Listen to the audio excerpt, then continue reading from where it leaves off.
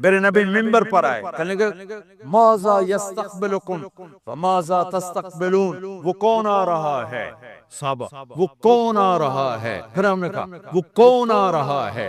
حضرت عمر کھڑے ہو گئے، یا رسول اللہ اوحی نزل، کیا کوئی وحی آگے کرنا، کیا کوئی دشمن آ گیا؟ نہیں، تو پھر کون آ رہا ہے؟ آپ نے کہا رمضان آ رہا ہے، رمضان آ رہا ہے، شہر رمضان الذی انزل فیہ القرآن۔ رمضان کے لفظ اور روزے میں کیا جوڑ ہے؟ رمضان کہتے ہیں جل جانا، جل جانا، جل جانا۔ تو اس کو روزے کے ساتھ کیا مناسبت ہے کہ جب کوئی مرد عورت روزہ رکھتا ہے یا رکھتی ہے تو پچھلے 330 دن کے گناہ، آج روزہ رکھا، پٹی تیار ہو گئی، گناہ ڈال کے جلاؤ، دوسرے دن اور گناہ جلاؤ، تیسرے دن اور گناہ، چوتھے دن اور، 30ویں دن سارے گناہوں کو اللہ تعالیٰ جلا کے راکھ کر کے ایمان والی مرد عورت کو پاک کر کے صاف کر کے آخری رات کہتا ہے جاؤ بخشے بخشائے چلے جاؤ۔ آتی کچھ نہیں، روزہ سال کے بعد ہے، وہ ابھی آ رہا ہے۔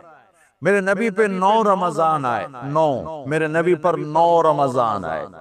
مدینہ جانے کے بعد ہجرت کے دوسرے سال شعبان کی 2 تاریخ کو پیر کے دن روزے کا فرض ہونا نازل ہوا، اور میرے نبی ستمبر میں پہنچے ہیں مدینہ منورہ، اور رمضان یوں پیچھے جا رہا ہے، ستمبر سے اگست میں آیا، اگست سے جولائی میں آیا ہے، اور جولائی سے جون میں آیا ہے، اور میرے نبی اللہ کے پاس چلے گئے۔ سارا رمضان میرے نبی نے گرمی کا گزارا، 9 رمضان سارے گرمی کے روزے، اور میرے نبی کی سحری ہوتی تھی 2 کھجور اور 1 گلاس پانی پر روزہ رکھتے تھے عام طور پر، کبھی کبھی کھانے کو بھی مل جاتا تھا، لیکن 2-3 کھجوریں اور 1 گلاس پانی، اس پر میرے نبی نے 9 رمضان گزارے، اعتکاف کر کے دکھایا، پورا مہینہ 20 دن 10 دن، پھر ساری زندگی 10 دن کا اعتکاف فرمایا شب قدر کی تلاش میں، اور امت کو خوشخبری سنائی۔ رمضان آ رہا ہے تو میں تھوڑی سی تفصیل بتا دوں۔ میرے نبی منبر پر آئے، کہنے لگے ماذا یستقبلکم وماذا تستقبلون، وہ کون آ رہا ہے صحابہ، وہ کون آ رہا ہے؟ پھر ہم نے کہا وہ کون آ رہا ہے؟ حضرت عمر کھڑے ہو گئے، یا رسول اللہ اوحی نزل، کیا کوئی وحی آگے کرنا، کیا کوئی دشمن آ گیا؟ نہیں، تو پھر کون آ رہا ہے؟ آپ نے کہا رمضان آ رہا ہے، رمضان آ رہا ہے، جنت کے دروازے کھل گئے، جہنم کے دروازے بند ہو گئے، رات کی تراویح کی نماز ملی۔ آپ کا رمضان آج کل بڑا اوکھا ہوگا لیکن اجر بھی بڑا ہوگا۔ میں نے ایک دن پہلے واپسی رکھی بھی 18 گھنٹے گوڑی تھے بھکھا رہے، آپ تو پھنسے ہوئے، میں تو نہ پھنسوں، تو اس کا اجر بھی اس کے مطابق ہوگا، اجر بھی اس کے مطابق ہوگا۔ تو میرے نبی کا سارا رمضان گرمیوں میں گزرا ہے، گرمیوں میں گزرا ہے، اور آپ نے 3 دن تراویح کی نماز پڑھائی۔ پہلے کسی امت پہ تراویح نہیں آئی، ہماری امت، اس امت پہ تراویح کی نماز آئی۔ پہلی امت کا روزہ مشکل، تو ہمیں ایک آسانی ملی، قیس بن سرمہ، پہلی امت کا روزہ 24 گھنٹے، 24 گھنٹے، 24 گھنٹے، جب ہمارے اوپر رمضان آیا 24 گھنٹے، پہلا روزہ، دوسرا روزہ۔ قیس بن سرمہ ایک صحابی ہیں، اونٹ سے آنے والے، اگلا روزہ کیسے شروع ہوتا تھا؟ سورج ڈوبنے کے بعد آنکھ لگ گئی، روزہ شروع ہو گیا، روزہ شروع ہو گیا، جب تک جاگ رہے ہو کھاتے رہو، آنکھ لگی روزہ شروع ہو۔ یہ گھر آئے، کہنے لگے بیوی سے کوئی افطاری ہے؟ کہنے لگے ویلے بیٹھے ہیں، کیسے کوئی نہیں۔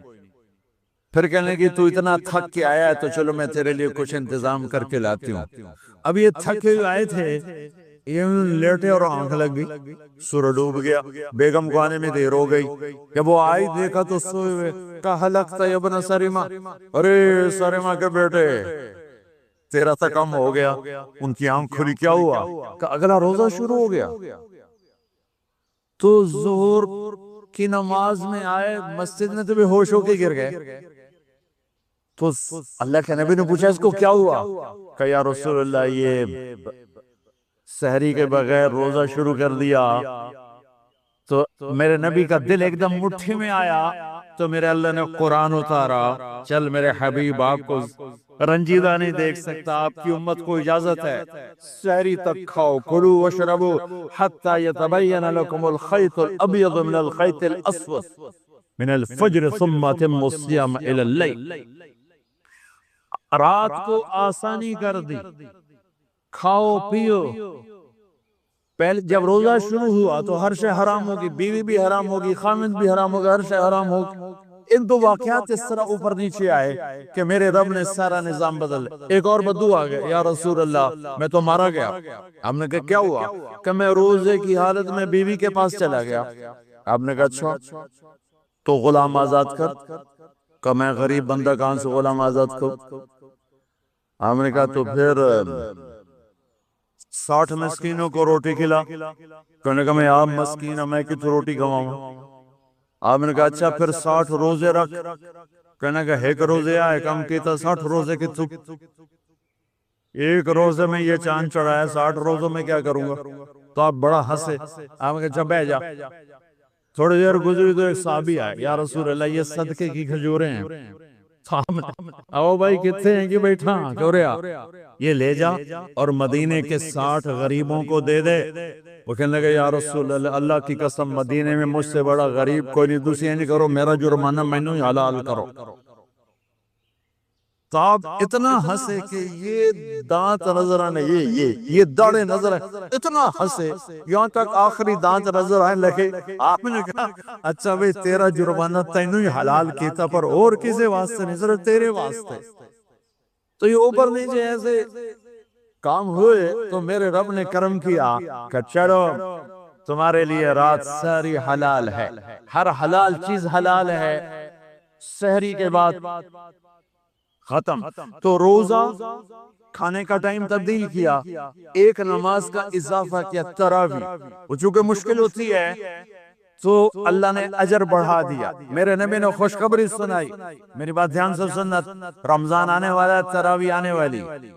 تراویح کے ہر سجدے پر 1500 نیکی، 1500 نیکی۔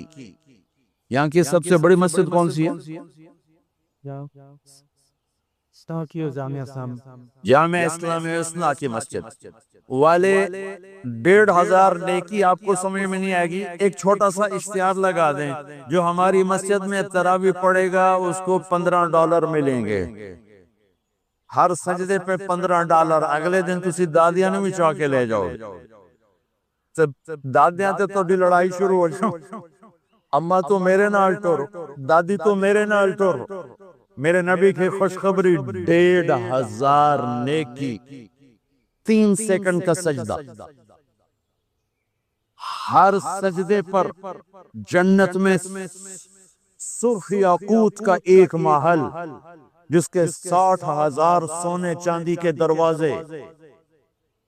تجھے ایک گھر لے کے ساری زندگی قرضے لائی رکھ لے ہو نہیں؟ ایک سجدے پر، ایک سجدے پر، ایک سجدے پر جنت میں اتنا بڑا گھر کہ 60,000 سونے چاندی کے دروازے، ہر سجدے پر جنت میں ایک درخت سونے چاندی کا جس کا نیچے 100 سال گھوڑا دوڑ سکے۔ ایک روزہ، ایک روزہ۔ رمضان کا کبھی سوچا رمضان کا مطلب کیا ہے؟ رمضان کو رمضان کیوں کہتے ہیں؟ اللہ نے 11 مہینوں کے نام عربوں سے رکھوائے اور روزے کے مہینے کا نام خود رکھا قرآن میں، شہر رمضان الذی انزل فیہ القرآن۔ محرم، صفر، ربیع الاول، ربیع الثانی، جمادی الاولی، جمادی الثانی، رجب، شعبان، شوال، ذوالقعدہ، ذوالحج، یہ عربوں نے نام رکھا۔ اور رمضان پہلے سے رکھا جا چکا تھا، عربوں سے رکھوایا۔ رمضان کے لفظ اور روزے میں کیا جوڑ ہے؟ رمضان کہتے ہیں جل جانا، جل جانا۔ جل جانا۔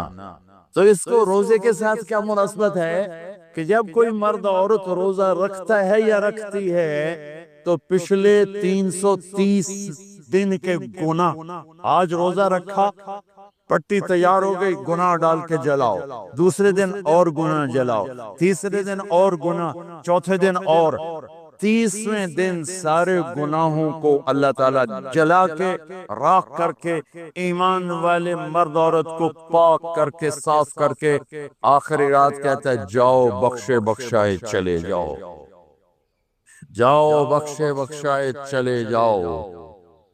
تو میرا نبی تو 2 کھجور پہ روزہ رکھتے تھے۔ اور ایک بڑا خوبصورت واقعہ ہے رمضان کا، کہیں سے بکرے کی سری پکی ہوئی آ گئی تو آپ بڑے شوق سے کھا رہے تھے، اور ساتھ ارباز بن ساریہ بھی تھے، حضرت علی بھی تھے، اور حضرت مقداد بھی تھے، 3-4 آدمی سری کھا رہے تھے۔ بلال رضی اللہ تعالیٰ عنہ آئے کہ یا رسول اللہ سحری کا ٹائم ختم ہو گیا ہے، میں اذان دینے جا رہا ہوں، آپ کھانا پینا بند فرما دیں۔ اب میں کہا ٹھیک ہے، وہ باہر چلے گئے، اذان دینے لگے، پھر خیال آیا میں دیکھ لوں کہ آپ نے کھانا چھوڑا کہ نہیں چھوڑا، واپس آئے تو آپ کھا رہے تھے۔ میں کہا یا رسول اللہ واللہ لقد اصبحت، اللہ کی قسم صبح ہو گئی۔ آپ نے ہاتھ پیچھے کر لیا، کہا ارے بلال نہیں ہوئی تھی، نہیں ہوئی تھی، تیرے قسم کھانے پر اللہ نے پہلے نکال دیا کہ تیری قسم جھوٹی نہ پڑے۔ حضرت علی نے فرمایا اگر بلال قسم نہ اٹھاتے تو جب تک میرے نبی کھاتے رہتے اللہ صبح کو پیچھے ہٹاتے جاتے۔ دیگ پک رہی تھی، ابو عبیدہ رضی اللہ تعالیٰ عنہ بن جراح وہ دیگ پکا رہے تھے، بکرا۔ آپ نے کہا ابو عبید یہ مجھے بکرے کی دستی پکڑانا، اگلے بازو، آپ کو اگلے بازو کا گوشت پسند تھا، گردن کا گوشت پسند تھا، یہ کمر کی پٹھ کا گوشت آپ کو پسند تھا، دودھ پسند تھا، برنی کھجور پسند تھی، عجوا کھجور پسند تھی، تازہ روٹی پسند تھی۔ آپ یا تازہ کھاتے تھے یا فاقہ، توڑی طرح نہیں 8 دن پکا کے فریڈن ٹھوک دے ہو تو کٹ کے گرم کی رکھو تو کھاتی رکھو، یا آپ تازہ کھاتے تھے یا فاقہ فرماتے تھے۔ ایک دفعہ فتح مکہ پر ام ہانی کے گھر آپ نے باسی روٹی کھائی، ورنہ آپ نے ہمیشہ تازہ یا فاقہ یا تازہ یا فاقہ، کبھی جس کھانے پہ رات گزر جاتی اسے نہیں کھاتے تھے۔ تسی ماشاءاللہ 8 راتوں جو قد بھی جاندے۔ ہاں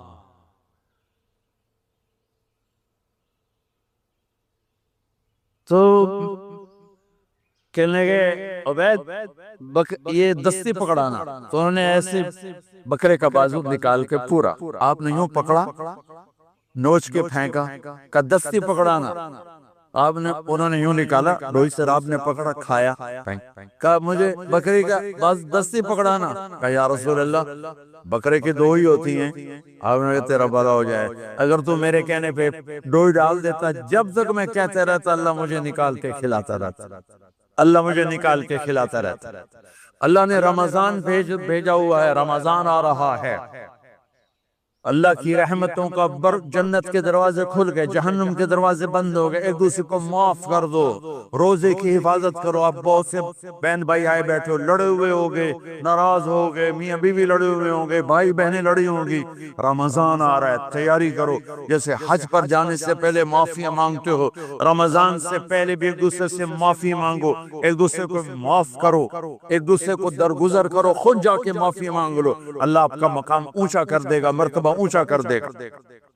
آخری رات اللہ تعالیٰ فرماتے ہیں جاؤ تمہارے رات کی قیام اور دن کے روزے کے بدلے تمہیں سب کو معاف کر دیا، مانگو۔ اور ایک رات اللہ نے شب قدر بنائی جو 1000 راتوں کے برابر کر دی۔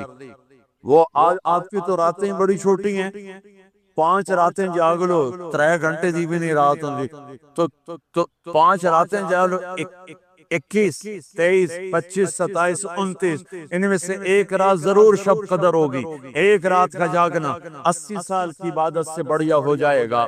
صرف ایک رات کا جاگنا, ایک رات کا جاگنا. ایک شرط ہے, دل میں بغض نہ ہو, نفرت نہ ہو, حقارت نہ ہو. کسی مسلمان کو حقیر نہ جانو, بلکہ کسی انسان کو حقیر نہ جانو, تو آپ کی بندگی اللہ کی بارگاہ میں پہنچ کر آپ کے مقام کو اونچا کر دیں گی. تو عبادات میں ایک نماز ہے, پھر کو روزہ ہے, پھر زکوٰۃ اور حج مالدار لوگوں کا فریضہ ہے, غریبوں کا نہیں ہے, متوسط طبقے کا نہیں ہے. تو عبادات کا جو نصاب ہے بڑا مختصر ہے. 5 نمازوں پہ کتنا وقت لگتا ہے, روزے سال کے بعد آتے ہیں, گنجائش ہے بیماروں بعد میں رکھ لو, مریضوں بعد میں رکھ لو, زکوٰۃ سارے سال میں کسی وقت دے دو, حج زندگی میں کب کسی وقت کر لو. یہ ایک چھوٹا سا نصاب ہے. دوسرا میرے نبی کی زندگی کا پہلو جسے میں ہائی لائٹ کرنا چاہتا ہوں, جو نمایاں ہے, جو روشن ہے, وہ میرے نبی کی زندگی ہے, وہ میرے نبی کے اخلاق ہیں, وہ میرے نبی کا درگزر ہے, میرے نبی کا پیغام محبت ہے. ایک بدو کہنے لگا, یا رسول اللہ قیامت کے دن حساب کون لے گا؟ آپ نے کہا اللہ. اور وہ ہوا موجائیں موجائیں. آپ نے کہا ما یحملک علی قولک بخن بخن, تو کیڑی گل دعا کریں موجائیں موجائیں. کہ یا رسول اللہ ان الکریم اذا قدر عفا, کریم تے سخی بادشاہ ناکتے بھی چھوڑ دینا ہے. میرے نبی کا فرمان ہے, دن میں 70 دفعہ توبہ کر کے توبہ توڑ کے پھر توبہ کر لے تو اللہ دوستی باقی رکھتا ہے. کوئی ناراض ہو جائے, اس کو منانے جاؤ تو آگے بڑھ کے دروازہ کھولے, یہ کہے گا ایسے کہو دفعہ ہو جائے, انہیں ملنا ہی نہیں. اور میرا اللہ کہتا من تقرب الی تلقیتہ من بعید, جو مجھے راضی کرنے کے لیے آتا ہے, گناہوں پہ پشیمان ہو کے آتا ہے میری بارگاہ میں آگے بڑھ کے اس کا استقبال کرتا ہوں. میرے نبی نے کیا کہا, رونا نہیں آتا تو شکل ہی رونے والی بنا دو. سبحان اللہ. ایک بدو کہنے لگا, یا رسول اللہ قیامت کے دن حساب کون لے گا؟ آپ نے کہا اللہ. اور وہ ہوا موجائیں موجائیں بخن بخن, کہ جو میں ترجمہ کرتا ہوں موجائیں موجائیں یا رسول اللہ.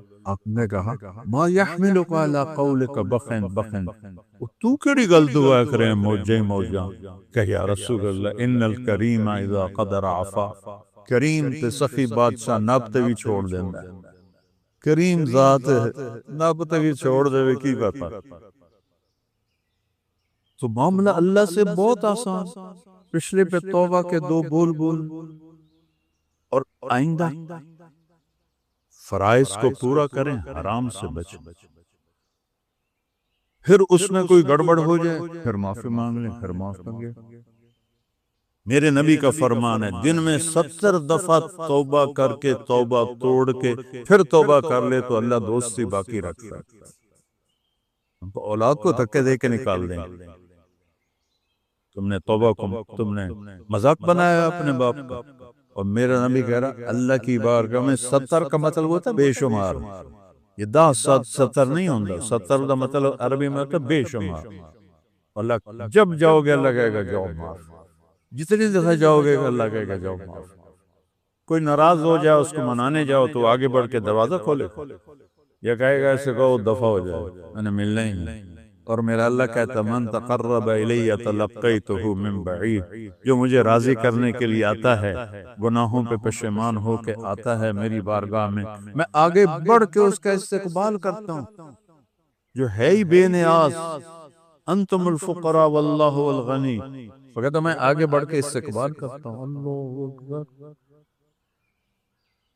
تو فرائض پورے کر کے 4 کام کر لو. صدق و حدیث, ہمیشہ سچ بولو, جھوٹ نہ بولو. حفظ و امانت, کسی کو دھوکہ نہ دو. دیانتداری سے کام کرو.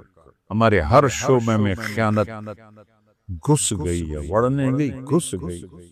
2 نمبری خیانت, 2 نمبری خیانت. سچ بولو نمبر 1, دیانتداری نمبر 2, تیسرا اخلاق اچھے کرو, کسی کو تکلیف نہ دو, چوتھا رزق حلال کماؤ, جنت سیدھی ہے. اس میں ہو جائے کوئی گڑبڑ تو توبہ کرو, پھر معاف کر. وہ نہیں سنا جتنے 99 قتل کیے, 99 سب سے بھاری سزا دو آدمیوں کی ہے اہل ایمان میں، ایک قتل ناحق کرنے والا، ایک سود کھانے والا، دینے والا نہیں کھانے والا، سود کھانے والا سب سے خوفناک سزا ہے، قتل ناحق سب سے خوفناک سزا ہے، اس 99 مار چھڑے، پھر اسے خیال ہے توبہ کرو، وہ کسی صوفی صاحب کو ٹر گئے، صوفی صاحب میں 99 بندے مار بیٹھا، میری توبہ ہے، اس کا توبہ توبہ تیری توبہ کیوں اس کا پر 99 بیڑا جا لگتا 100 تا کرن چک او دی بھی لاش چھڑی 100 پورے کر لی، پھر اس کو خیال ہے میں توبہ کر، وہ مفتی احمد علی صاحب جیسے مفتی کے پاس گیا کہ حضور میں 100 بندے مار چکا ہوں، میری توبہ ہے، تو توبہ کون روک سکتا ہے بے وقوف، ہر وقت توبہ قبول ہے، لیکن توبہ کی یہ شرط ہے کہ پکی ہو، تو یہ جو تیری بستی ہے نا یہ ساری ہے مجرموں کی، تو یہاں رہے گا تو پکا نہیں رہے گا، وہ اگلی بستی نیک لوگوں کی ہے، ادھر چلا جا، تیری توبہ پکی ہوگی، تیرا گناہ بھی معاف ہو جائے گا۔ اس نے کہا میں نو اللہ معاف کر دے، میں اپنا گھر چھوڑ دیں۔ اس نے اپنا چھوٹا موٹا بوریا بستر اٹھایا اور اس گاؤں کی طرف چل دیا، ابھی تھوڑا ہی دور گیا تھا تو اچانک موت کا جھٹکا لگا، اس نے دیکھا کہ کم نیڑے، تو اس نے سے چھلانگ لگائی، تو اس کے ہاتھ آگے ایسے تھے اور پاؤں پیچھے، اس حال میں اس کی موت آئی۔ اللہ نے ہمیں سنانے دکھانے کے لیے اللہ نے کیا کہانی چلائی، اللہ نے دونوں فرشتے بھیج دیے، دوزخ کا بھی جنت کا بھی، تو دوزخ والے کہنے لگے ساڈا قیدی ہے مجرم ہے، حالی اتھے پہنچے نہیں نیکاں دیکھو، تو جنت والے کہنے لگے یہ گھر چھوڑ چکا ہے اور ادھر جا رہا ہے، اس کی نیت ہے، لہذا اس کی نیت پہ فیصلہ ہے، یہ جنتی ہے۔ اب دونوں فرشتوں میں تکرار ہو رہی، اللہ نے تیسرا فرشتہ بھیجا، جاؤ فیصلہ کرو، انہوں نے پوچھا جی کیا فیصلہ کرو، کون سے کہو زمین ناپو، اگر گھر کے قریب ہے تو دوزخ والے لے جائیں، اگر اس نیکوں کی بستی کے قریب ہے تو جنت والے لے جائیں۔ جب ناپنے لگے تو گھر کے قریب تھا، اس بستی سے دور تھا، اللہ نے گھر کی طرف کی زمین سے کا پھیل گیا اور ادھر کی زمین سے کا سکڑ گیا، ہر شے تا اللہ دی تے اللہ دے قبضے، جب انہوں نے ناپا تو گھر سے دور ہو گیا، اس گاؤں کے قریب ہو گیا، اللہ نے کہا جنت میں ڈال، ہم دیکھ لیں گے۔ یہ جو کہتے ہیں نا اللہ حقوق العباد معاف نہیں کرے گا، حقوق اللہ چاہے جس کے معاف کر دے، اللہ کو قدرت ہے، یہ تمہیں حقوق العباد کی حدیث سنائی، چاہے حقوق العباد معاف کر دے چاہے حقوق اللہ معاف کر دے، اللہ کو پابند نہیں کر سکتے، نہ ہی کرنے کی جرات کرنی چاہیے۔ رحمتی وسعت کل شیء، جس کو چاہے معاف کر۔ اس سے بڑا واقعہ بخاری شریف، ساری حدیث کی بڑی کتابوں میں یہ واقعہ ہے، خطا ہو گئے یا اللہ معاف کر، پھر ہو گئے یا اللہ معاف کر، اللہ ہر دفعہ خوشی سے معاف کرے۔ تو ایک ہم توبہ کر لیں، نیت کرتے ہو تو کہو میرے ساتھ یا اللہ میری توبہ، پھر کہو یا اللہ میری توبہ، پھر کہو یا اللہ میری توبہ۔ لو اگر دل سے کہا ہے سب معاف، باقی تفصیل مفتیوں سے پوچھ لیں، تو جس نے توبہ پکی کر لی ہے مبارک ہو، سب معاف ہو، صاف۔ پھر کوئی دھبا لگ جائے پھر کہنا یا اللہ معاف کر۔ میرے نبی نے کیا کہا، رونا نہیں آتا تو شکل ہی رونے والی بنا لو، سبحان اللہ۔ کئیوں کا دل ایسا ہوتا ہے کہ ان کو رونا آتا نہیں، تو میرے نبی نے کہا رونے والی شکل بنا، جیسے ان فقیروں سے سیکھو دعا کیسے مانگنی، یہ نہیں کھڑے ہوتے مانگنے والے، کیسے چہرہ بناتے ہیں، کیسے تعریفیں کرتے ہیں، کیسے ہاتھ پھیلاتے ہیں، خواہ مخواہ دل کرتا ہے کچھ دے، حالانکہ پتہ ہے یہ کاروباری ہیں، شام کو 4-5 ہزار کما کے لے جائیں، پھر بھی اس کا چہرہ ایکشن، تو اللہ کہتا اللہ کو ایسے دکھا دو، تو اللہ کہتا چل جا دفع کرو معاف۔ اور بھائیو نماز قضا ہو جائے تو سونے سے پہلے اس کی قضا پڑھ کے سو، سر پہ زیادہ چڑھ جائیں تو پھر مفتیوں سے پوچھو کہ کیا کرنا ہے، آج کوئی قضا ہے تو شام کو پڑھ لو، دوپہر کو پڑھ لو، رات کو پڑھ لو، اگلے دن پڑھ لو۔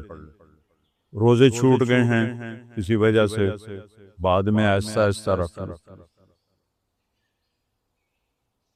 اور بیمار ایسا ہے کہ رکھ ہی نہیں سکتا، پھر اس کو معاف ہو جاتے ہیں۔ حج میں بیمار ہے، حج معاف ہو جاتا ہے، نماز معاف نہیں ہوتی، اگر معاف ہوتی تو حسین کو کربلا میں ہوتی، ان کا سر تو کٹے گا، نماز نہیں چھوٹے۔ اور دنیا سے جاتے ہوئے میرے نبی نے کہا الصلاۃ الصلاۃ الصلاۃ، تو سارے بھائی اس کی نیت کرو، نماز نہیں چھوڑنا، اور نماز کو مسجد میں باجماعت پڑھنا ہے، علماء سے رابطہ رکھنا ہے، اپنی زندگی کے مسائل ان سے پوچھ کے چلو تاکہ صحیح راستہ ملے، صحیح وہ میں ایک وہ اپنا ہی بیان نکل آیا، کوئی ہندو چلا رہا تھا، تو وہ اس کی وجہ سے میں سننے لگا یہ ہندو کو میرے بیان سے، تو اس میں نے بات کی کہ اپنے جھگڑے اپنی آپس میں بیٹھ کے طے کر لیا کرو، کسی بڑے کو ساتھ بٹھا کے، جیسے وہاں پٹھانوں میں جرگا ہوتا ہے، یہاں پنچایت ہوتی ہے، تو اس طرح کر لو، عدالتوں میں نہ جاؤ۔ تو وہ تبصرہ کرنے گا، اے مولوی وکیلان دی روزی تے لت مار بیٹھ۔ کسی بھی ملک کی تباہی بھوک سے نہیں آتی، ظلم سے آتی۔ کوئی قوم اس لیے تباہ نہیں ہوئی کہ ان کے پاس روٹی ختم ہو گئی۔ جتنی قومیں تباہ ہوئی، جتنے آج تباہ ہو رہے، ظلم کے پیچھے۔ عدل جب مٹ جاتا ہے، عدل ریڑھ کی ہڈی ہے، جب یہ مٹتا ہے تو پوری قوم مٹ جاتی ہے۔ اور میرا ملک تھوک کے لحاظ سے ظلم سے بھرا پڑا ہے۔ اللہ کوئی عدل کی فضا قائم کر دے، اور اللہ سے مانگو کہ اللہ ہمیں مرنے سے پہلے پہلے ہم سے راضی ہو جائے۔ محمد علی جناح رحمت اللہ علیہ بہت تکلیف میں کام نہیں چھوڑتے۔ ایک دن ان کے سیکرٹری نے کہا، پاکستان بننے کے بعد کی بات، کہ سر آپ اتنے بیمار ہیں، آپ پھر اتنا کام کرتے ہیں، آپ کیا چاہتے ہیں؟ ٹی بی تھی نا، تو ٹی بی کا تو کوئی علاج کوئی نہیں تھا، تو وہ تو انگریزی بولتے تھے، کہنے کہ دیکھو میں یہ چاہتا ہوں جب میں اللہ کے پاس حاضر ہوں تو اللہ مجھے کہے well done mister Jinnah, well done, well done mister Jinnah, well done. ہم بھی جب مریں تو اللہ کہے شاباش میرے بندے، بہت اچھا کر کے آئے۔ اور جب اللہ موقع دے تبلیغ میں 3 دن لگانا شروع کر دو، میں 4 مہینے بھی نہیں کہتا، چلے بھی نہیں کہتا، صرف 3 دن کہتا ہوں، لیکن باقاعدگی سے چلتے رہو تو انشاءاللہ پوری زندگی میں تبدیلی آ جائے۔ کسی سے لڑے ہوئے ہو، صلح کرو۔ خامن بیوی میں کوئی جھگڑا ٹکراؤ ہے تو یہ ایسا بڑا عمل ہے، اگر یہ صلح کر لیں تو اللہ ان کے پچھلے سارے گناہ معاف کر دے۔ جیسے نماز پہ معاف ہوتے ہیں، میاں بیوی کا جھگڑا ہو اور صلح کر لیں تو دونوں کے پچھلے گناہ معاف ہو جاتے ہیں۔ سارے بھائی نیت کرتے ہوئے پڑھو ہے۔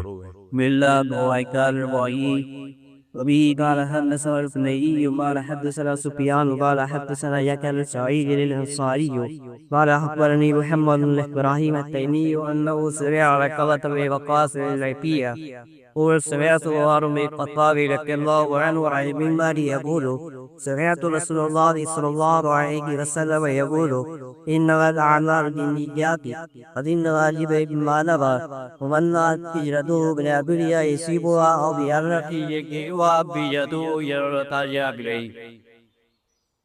جی یہ سارے جو بچے دورہ حدیث میں ہیں ان سب کو میری طرف سے اجازت حدیث ہے، اللہ برکت دے، قبول فرمائے۔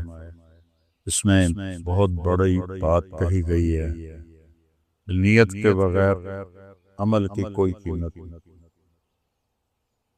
اور نیت ایسی چیز ہے، مولانا الیاس صاحب نے اس کے لیے جو لفظ منتخب کیا تصحیح نیت، 5واں نمبر تبلیغ کا، اخلاص سے نیت نہیں کہا، تصحیح نیت۔ تصحیح ہے باب تفعیل جس میں تکرار ہوتا ہے، کہ تصحیح کے لفظ میں اشارہ ہے کہ نیت بار بار خراب ہوگی اور اسے بار بار ٹھیک کرنا ہے۔ تصحیح نیت، کیا باریک بین ہستی سے وہ۔ ہم عام طور پر اخلاص سے نیت کہتے ہیں، اخلاص تو دعویٰ ہو جاتا ہے، تصحیح میں دعویٰ نہیں ہے، میں اپنی نیت کو ٹھیک کرنے میں لگا ہوا، اور سب سے باریک عمل ہے یہ نیت کس سے، چونکہ کسی کو نہیں پتا سوائے اللہ کے۔ یہ کبھی نہیں کہنا چاہیے کہ یہ اس کی تو نیت خراب ہے، اور کبھی دعویٰ نہیں کرنا چاہیے کہ میری نیت ٹھیک ہے۔ یہ موت پہ ہی راز کھلے گا کہ میں اللہ کے لیے کر رہا تھا کہ میں واہ واہ کے لیے کر رہا تھا۔ تو کسی کو دیکھ کر کہنا کہ یہ تو پیسے کے لیے کر رہا ہے، شہرت کے لیے کر رہا ہے، جیسے مجھے بہت سارے مولوی فتوے لگاتے ہیں یہ تو شہرت کے لیے کر رہا ہے، اپنے حافظے کا روب جتلاتا ہے، نسب نامے پڑھتا ہے، ایسی قسم کی مجھے تعریفیں، ایسی تعریفیں بھی میری ہوتی رہتی ہیں۔ یہ امن میں چپ کر کے کرو بیٹھے ہوئے، لیکن یہ ہو ہی نہیں سکتا کہ رطب و یابس کٹھا نہ ہو، اچھے کہنے والے برا کہنے والے نہ ہو۔ نبیوں کو نہیں چھوڑا لوگوں، ہمارے نبی کو کیا کہا؟ ساحر مجنون، اِنَّا لَتَارِكُ آلِهَتَنَا لِشَاعِرٍ مجنون، ایک شاعر، ایک مجنون، ساحر کذاب، جادوگر اور جھوٹا۔ تو کسی پر شک نہیں کرنا چاہیے، اور اپنے اوپر کبھی دعویٰ نہیں کرنا چاہیے۔ یہ اتنا باریک عمل ہے کہ جو صرف موت پہ جا کے یہ راز کھلے گا کہ اللہ تیرے لیے۔ اس لیے میں تنہائی میں بہت روتا ہوں کہ آپ سب کے لیے میں قسم اٹھا سکتا ہوں کہ آپ اللہ کے لیے آئے بیٹھے، لیکن یہاں بیٹھنے والا قسم نہیں کھا سکتا کہ وہ اللہ کے لیے بات کر رہا ہے۔ پتہ نہیں اپنی واہ واہ کے لیے کر رہا ہے، یہ مولوی ادب کو خوش کرنے کے لیے کر رہا ہے، میں ان کی والدہ کی تعزیت کے لیے آیا، اس لیے اس کا کچھ دعویٰ نہیں۔ یہاں آنے کے بعد کوئی دعویٰ نہیں۔ یوسف بن حسین ایک بہت بڑے محدث گزرے اور بہت بڑے خطیب گزرے، موت کا وقت آیا تو رونے لگے، یا اللہ ایک میرے پاس دیانت ہے، ایک میرے پاس خیانت ہے۔ دیانت تو یہ ہے جو میرے اور تیرے بندوں کے درمیان ہے کہ میں نے انہیں تیرا پیغام صحیح صحیح سنایا ہے، اس میں کوئی کھوٹ نہیں، اور ایک میری خیانت ہے جو میرے اور تیرے درمیان ہے کہ میں تیرے حق میں خیانت کرتا رہا، میری دیانت کے بدلے میری خیانت کو معاف کر دے۔ اور روتے ہوئے انتقال ہو گیا۔ خواب میں اپنے ایک ساتھی کو ملے، انہوں نے پوچھا کیا ہوا؟ کہ اللہ نے مجھے کھڑا کیا اور پوچھا یوسف موت کے وقت کیا کہا تھا تم نے؟ تو انہوں نے کہا یا اللہ میں نے یہ کہا تھا، ایک دیانت ہے کہ لوگوں کو تیرا پیغام صحیح پہنچائے، ایک خیانت ہے کہ تیرے ساتھ معاملہ ٹھیک نہیں رکھا۔ کہ یوسف تیرا یہ ایک بول مجھے اتنا پسند آیا کہ چل جنت میں چلا جائے۔ نہ ان کی حدیث کا ذکر کیا، نہ ان کی تصوف کا ذکر کیا، نہ ان کے مواعظ کا، تیرا یہ بول مجھے پسند آ گیا تو میں نے تجھے معاف کیا۔ تو یہ جڑ ہے، یہ نیت نوا سے ہے۔ نوا گٹھلی کو کہتے ہیں، گٹھلی کے بغیر درخت وجود میں نہیں آتا۔ یہ حنفیوں نے تھوڑی سی وہ نکالی شیپ پہ، بھائی چلو اجر نہیں ملتا پر عمل ہو جاتا ہے، لیکن میں امام شافعی کے ساتھ عمل بھی نہیں ہوتا، اجر بھی نہیں ہوتا۔ اب میں ذمہ دار ہوں، گٹھلی کے بغیر درخت اگا سکتا ہوں؟ آموں کے باغ ہیں تو پھو کر کے آم دا بوٹا کٹ سکنا، گٹھلی کے بغیر تو درخت نہیں ہوتا۔ نوا کا مادہ، نیت کا مادہ نوا سے ہے، نوا گٹھلی کو کہتے ہیں۔ تو یہ لفظ بتا رہا ہے کہ نیت کے بغیر وجود نہیں ہو سکتا۔ باقی اللہ کرے حناف کی بات صحیح ہو کہ کم از کم حاضری تو ہو جائے، لہذا میں ان کے ساتھ ہوں، عقلاً میں امام شافعی کے ساتھ، عقیدتاً ان کے ساتھ۔ تو اپنی نیت کو تصحیح ہر وقت ٹھیک کرنا، ہر وقت ٹھیک کرنا۔